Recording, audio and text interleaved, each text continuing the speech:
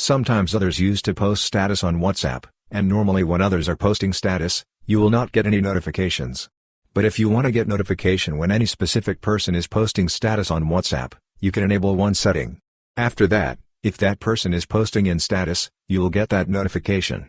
In this video, we will be telling about how to do that. For this, open WhatsApp application. After that, here you can see updates option, click on updates. When you are clicking on that, here you can see every status. For example, I am selecting this status. If I want to get notification when this person is posting any status afterwards, what you need to do is, above you can see 3 dots, click on these 3 dots. When you are clicking on that, here you can see get notifications, click on get notifications. And when you are clicking on that, here you can see get notifications. Again click on get notifications. When you are clicking on that, the notifications will be turned on.